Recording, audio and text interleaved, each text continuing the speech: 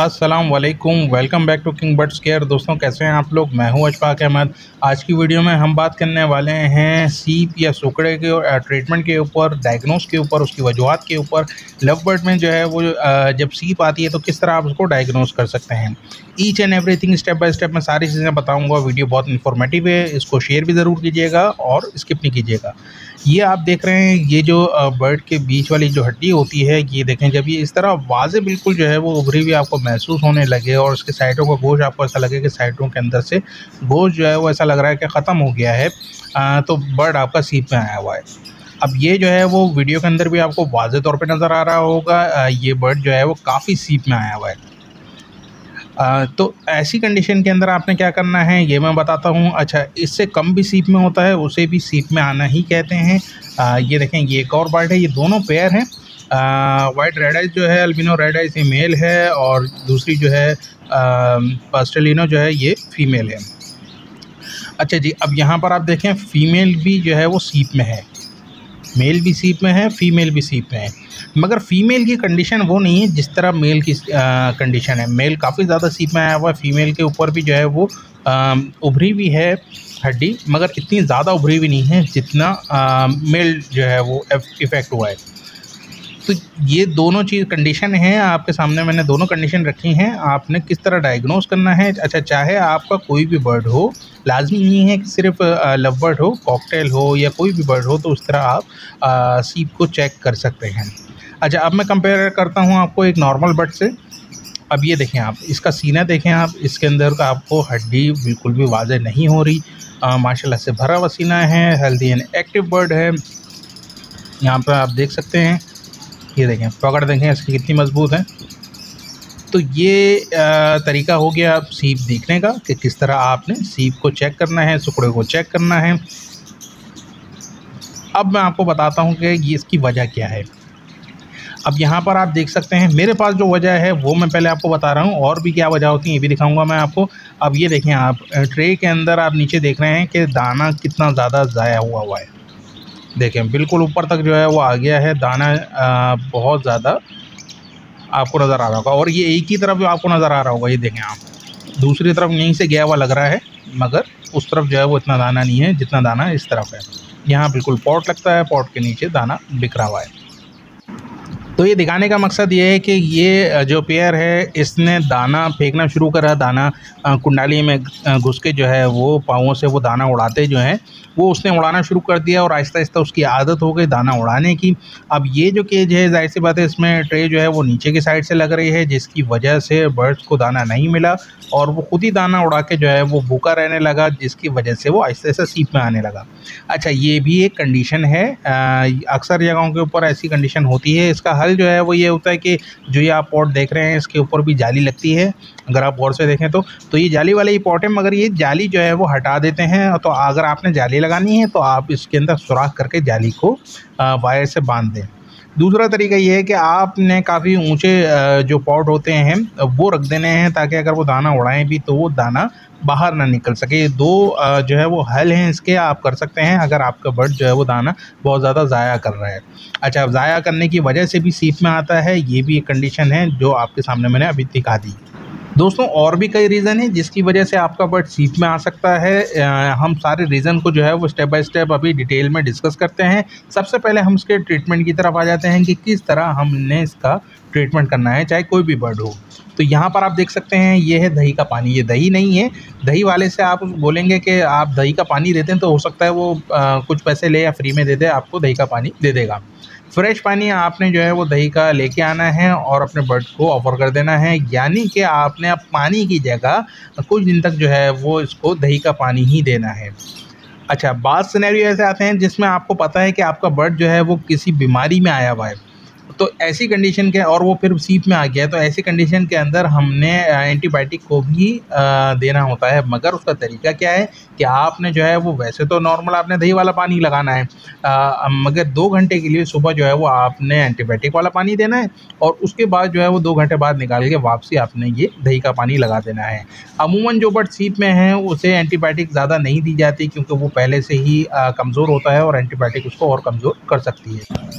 अब बात करते हैं कि इनके और क्या रीज़न होते हैं बर्ड्स के सीप में आने की वजह क्या होती है। तो देखें, पहला रीज़न तो ये होता है कि इनके मैदे में जो है वो पानी कम पीने की वजह से मैदे में खुश्की हो जाती है, जिसके अंदर दही का पानी जो है वो काफ़ी फ़ायदेमंद रहेगा, क्योंकि उसके अंदर जो है वो थोड़ी सी चिकनाई भी होती है।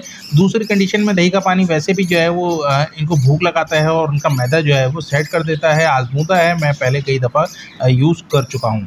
अच्छा जी, अब बात करते हैं दूसरे रीज़न की। दूसरा रीज़न, कभी-कभी ऐसा भी होता है कि आप जो है वो बर्ड लेके आए हैं मार्केट से और आपने बॉक्स भी साथ ही लगा दिया या मटकी साथ ही लगा दी, अब वो मटकी में जाके बैठ गए, बाहर ही नहीं निकल रहे। तो ऐसी कंडीशन के अंदर भी जो है वो बर्ड सीप में आ जाता है, वो डर के मारे खाना-पीना नहीं करता।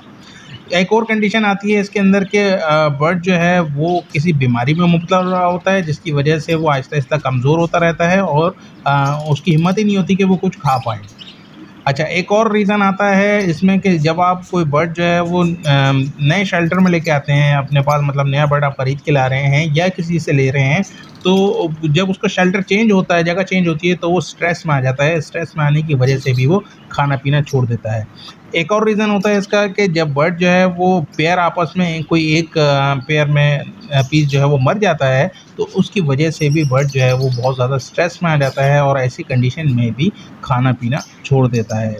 अच्छा, एक और कंडीशन आती है जब आपने कॉलोनी के अंदर ख़ास तौर पे ऐसा होता है, जावा हो या कोई भी हो, इस कंडीशन में जो है वो कॉलोनी की कंडीशन के अंदर ऐसा होता है कि कुछ जो बर्ड्स होते हैं वो दाने की कुंडाली के ऊपर जो है वो अपनी हुकूमत जमा लेते हैं और वो दूसरे बर्ड को, जो कमज़ोर बर्ड हैं, उनको खाने नहीं देते, लड़ते हैं और उनको खाने नहीं देते।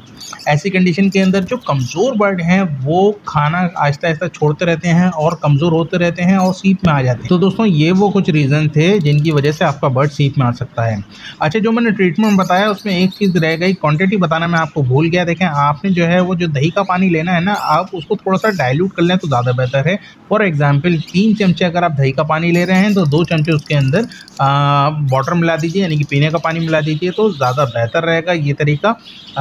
इसी रेशो के हिसाब से जो भी आपका पानी का पॉट है उसके अंदर इसी रेशो के हिसाब से आप पानी थोड़ा-सा ऐड कर लीजिए। अच्छा, अब बात करते हैं कि इसके बाद आपने क्या-क्या चीज़ें देनी हैं। एंटीबायोटिक का मैंने आपको बता दिया, आपको अगर लगता है कि एंटीबायोटिक की ज़रूरत है तो आप दही के पानी के साथ इस तरह एंटीबायोटिक दे सकते हैं। आपने दही का पानी जो है वो 3 दिन तो आप कम से कम दीजिए, 3 से 4 दिन कम से कम दीजिए, ताकि उसका जो मैदा है वो अच्छी तरीके से वर्किंग कंडीशन में आ जाए।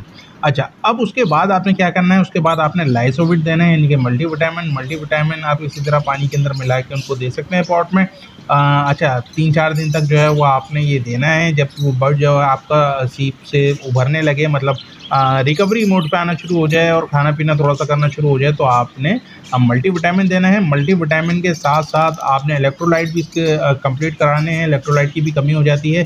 इलेक्ट्रोलाइट के लिए ओआरएस जो है वो सिंपल है, आपको हर जगह से मिल जाएगा।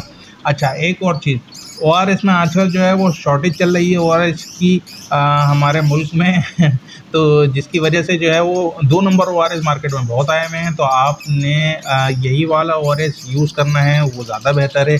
या तो फिर आप कोई और सप्लीमेंट ले सकते हैं, इलेक्ट्रोलाइट के लिए किसी बर्ड शॉप से परचेज़ कर सकते हैं। अच्छा दोस्तों, एक और चीज़ मैं मेंशन कर दूं कि अक्सर आपका बर्ड जो है वो जिगर की बीमारी की वजह से भी सीप में आ जाता है। बहुत कम होता है, मगर हाँ, होता है ऐसा भी। तो अगर आपका बर्ड जो है वो जिगर की बीमारी की वजह से सीप में आया है, तो उसकी एक बहुत अच्छी मेडिसिन है जेटी पार्क सिरप। यहाँ पर आपको पिक्चर भी नज़र आ रही होगी। ये सिरप जो है वो आप अपने बर्ड्स को दे सकते हैं। 4 ml जो है आप 1 लीटर पानी के अंदर दे सकते हैं। अगर आपके पास बर्ड्स कम हैं तो आप इसी रेशो को कम कर दीजिए, अगर ज़्यादा हैं तो इस रेशो को आप बढ़ा सकते हैं।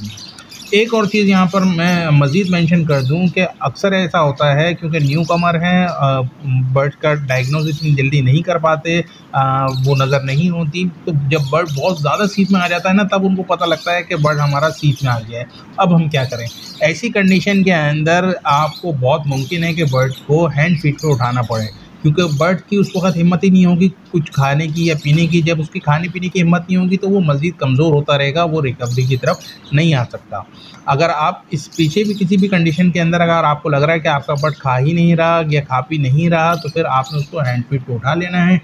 थोड़ा-सा जो है वो इश्यू होंगे, मगर हाँ, हैंड फीड पे उठाने के बाद कुछ टाइम में ही वो जैसे ही रिकवरी मोड पे आएगा, वो खुद से ही खाना-पीना स्टार्ट कर देगा। दोस्तों वीडियो इन्फॉर्मेटिव लगे तो आपने इसको शेयर ज़रूर करना है। इसमें मैंने सारी चीज़ें डिटेल में बता दी हैं। अगर फ़िलहाल भी ये मसला नहीं है तो आने वाले वक्तों में कोई भी मसला आता है, ये वीडियो आपने देखी भी होगी तो आप उसको आराम से डायग्नोज कर लेंगे। अच्छा जी, आप लोगों से दूसरी रिक्वेस्ट ये है कि चैनल को सब्सक्राइब नहीं किया है तो अभी सब्सक्राइब करके बेल बटन दबा दें। इसी तरह के इन्फॉर्मेटिव वीडियो आप लोगों के लिए लाता रहता हूँ। और हाँ, शेयर आपने ज़रूर करना है, कहीं ना कहीं आपने इस वीडियो को ज़रूर शेयर करना है। अच्छा जी, तो इसी तरह बने रहिए, अपना और अपने बर्ड्स का बहुत ख्याल रखिए। नेक्स्ट वीडियो में दोबारा मिलते हैं। Take care.